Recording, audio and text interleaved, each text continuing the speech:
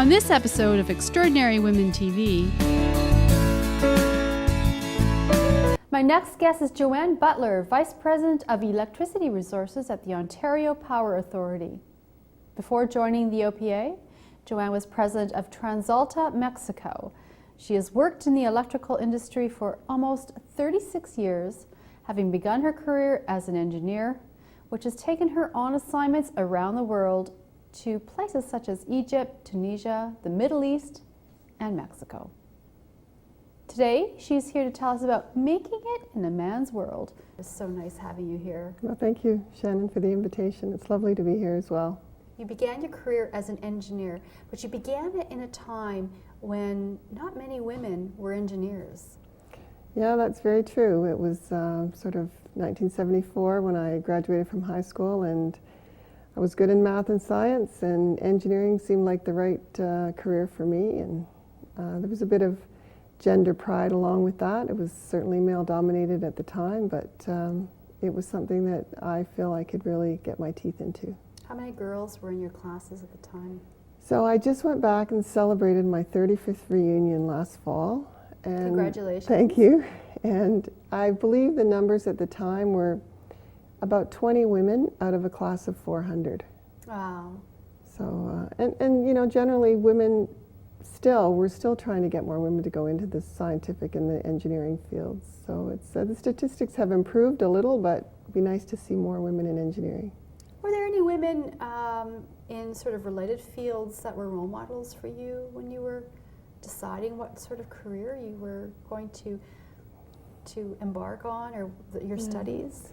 So that is a really interesting question, and I often think about it. I swear it was divine intervention. I mean, I had no role models.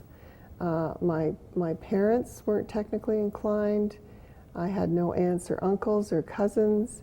I had 3 brothers. One was quite technically inclined, but all my brothers and sister chose a liberal arts education versus a technical education. So I think it was just the fact that I was very, very good academically, and especially in math and physics and the sciences. And I wanted a profession, a career, but I didn't really want the extra 3 or 4 years it would take to be a doctor and a lawyer. And I sort of landed on engineering. Honestly, to this day, I don't know what prompted me, but I've never regretted it, never. Well, so engineering, I mean, it has taken you around the world. Let's just trace your career for us. Well, I started in the oil and gas business in 1978, which is the first oil boom. If you remember, it was after the OPEC crisis, and Alberta was just booming. And I went out to the field in northern Alberta, got my hands dirty, operations experienced, was on drilling rigs, completion rigs, completing wells, fracking wells. Now it's quite a word that we hear a lot in the news these days. Then I moved to the head office, and because of my operational experience, I got moved to Houston. And I moved into, again, the Africa Middle East region of our old international division of the company was called Amoco. And again, why would they put a woman in the early 80s in the Africa Middle East region? I mean, you would think everything would conspire against me to do any work there, but I moved to the Middle East. I had part-time or temporary assignments in Egypt, Tunisia, and then 5 years in Sharjah in the United Arab Emirates. It was one of the highlights of my career. The Sheikh, or the Minister of Energy, would come to me to ask what was going on the wells, because it was, you know, obviously wealth and resources for their country. Moved back to Canada, had the great fortune of, it seemed very suddenly, to have 3 children under the age of 2, and I was just 41, so that was a new part of my life. And then I was anxious to go on to another international assignment, and I moved into the power business at that time, and moved down to Mexico City to start up a business for TransAlta. We had won a couple of bids to build, construct, and operate 2 gas-fired electricity generation plants. So I was the country manager. We got the plants built. And again, Mexico, you know, you would not think that would be a great place to go, but we had almost 7 years, a wonderful experience. My children are completely bilingual. I can speak Spanish. It was great for my profile. I was president of the Canadian Chamber of Commerce down there, so I would go to presidential dinners. I've met Vicente Fox and Felipe Calderon and Jean Chrétien and John Manley and on, just a lot of great profile doing those two jobs between TransAlta and being on the Chamber of Commerce. And then I moved back to Ontario and worked for the Ontario Power Authority, still in the power business, and look after the procurement of all the majority of the clean energy procurement we do in the province for electricity. So when you were in Mexico, that first day of your job, and you're thinking, oh my goodness, I'm a woman, and I'm running this business in Mexico. When you first walked in those doors, what went through your mind? Do you remember?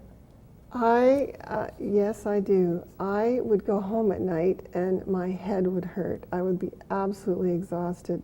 It's hard enough to construct and build and find people and build a company and build the overhead that you need, your accounting, your commercial people, your legal people, let alone the work that was going on constructing the plants. In a new country, that alone was hard enough, but to do it in a second language was one of the biggest challenges I've ever had to face. And I committed, when I lived in the Middle East, I learned, I don't know, maybe 10 or 20 words of Arabic. And I committed that if I ever went back, ever had the luxury of another international assignment, I would learn the language. And I did, and it took every ounce of enterprise and energy that I had. But after 3 years in Mexico, no one ever spoke English to me again, the people in the country. And it was, I consider, one of my greatest achievements. It was in my mid-40s, and it was hard work, and I was raising the children, trying to get this business up and running, doing it all in a second language. And it was wearying, but it was very gratifying. And now, the Good to Know Minute.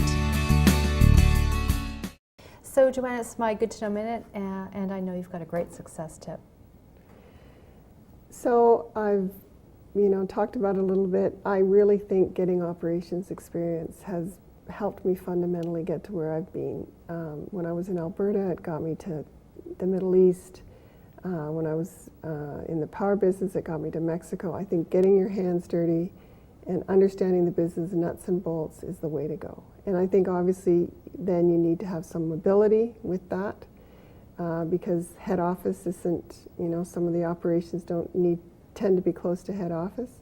And when you have mobility, you need to make sure that you have support along the way, and having a great husband and family supporting me was how it all worked for me. And that's good to know, and thanks for that. We're going to take a break, and when we come back, more on Extraordinary Women TV. So stay with us. And now for more Extraordinary Women. Welcome back to Extraordinary Women TV. I'm Shannon Skinner, and speaking with JoAnne Butler. Now, today you're the Vice President at Ontario Power Authority. Let's talk about sort of a little bit more about what your role is, and what is the Ontario Power Authority for those that maybe are not very clear on it. So the Ontario Power Authority is an agency of the provincial government, and really we work through the ministry and the Minister of Energy. We have three main roles. We have conservation of energy, electricity first. So if you see Save on Energy or those ads to get rid of your old refrigerators, that's us behind that. Then we also do the long-term planning of the sector, because it really is a capital-intensive, long-term industry, and you need to think well ahead of the game what's going to happen. And so we have a planning group that does that. And then my particular job is when conservation isn't enough, and when the planners determine the system needs around the province, and it can be a combination of reliability or just demand growth or other reasons, they'll come and say, we need X sort of generation here, and then my team will work with them and with the government to determine what that should be, and how big and where, et cetera, et cetera. So and I do everything from a 10 kilowatt panel on your house to, we also hold the nuclear contract for the Bruce power plant, and everything in between. Something that you had mentioned to me previously was that you love being a public servant.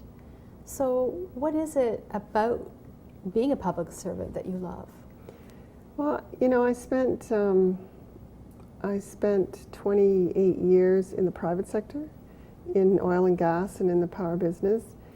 And when I was in Mexico, I was developer going to the government saying, you know, we have a contract, can you help me with the contract? And now in Ontario, I'm sort of representing the government with the counterparty to the contract, working with the developers. So it's nice to see both sides of the table and walk a mile in their shoes. You've actually had a number of firsts too in your career. Yeah, I'm very actually proud of those. Obviously the first was that I was the first female engineer expatriated to the Middle East in 1982 by a big U.S. oil company, by this particular big U.S. oil company, which was Amoco at the time. And many thought I was set up to fail, right? Oh, surely that's not going to work. She's not going to be able to exist over there. But because you're a woman? Because I was a woman, yeah. You know, things would conspire against me, male dominance, religious intensity, you know, whatever. But I would go and sit in the middle of a desert and test an oil well any day. You know, it was a great experience. And I was there for almost 5 years. So obviously, you have to be very careful when you're in somebody else's country that you honor and respect their laws and their customs, and you don't want to make any mistakes. And I didn't, obviously, because I was there for 5 years and was brought back to Canada to do a specific job out in Alberta. And then the other first was when I was in Mexico, was to become the first female president of the Canadian Chamber of Commerce in Mexico. And I really enjoyed that. That was promoting trade and development between Canada and Mexico, supporting NAFTA, trying to get the best out of NAFTA. Again, met a lot of great people. It was very high profile. So yeah, those were two highlights of my career. If you could turn back the clock, would you change anything? You know, I don't think, no. It's been a very rewarding, I pinch myself sometimes. I always had a wanderlust. I always had a sense of adventure. I think the engineering degree gave me the opportunity to, I mean, obviously if you want to go into international, you need to start working for a company that has international operations. So, but yeah, no, I've no regrets. No regrets. Well, JoAnne, I have really enjoyed this time with you and hearing about your career and your adventures, and I certainly wish you all the best. Thank you very much. Same to you. If you would like to be a guest on Extraordinary Women TV, visit our website at extraordinarywomentv.com. I'd love to hear from you. Follow me on Twitter at Shannon_Skinner or on Facebook at Extraordinary Women TV. I'm Shannon Skinner. Join us next time for another episode of Extraordinary Women TV.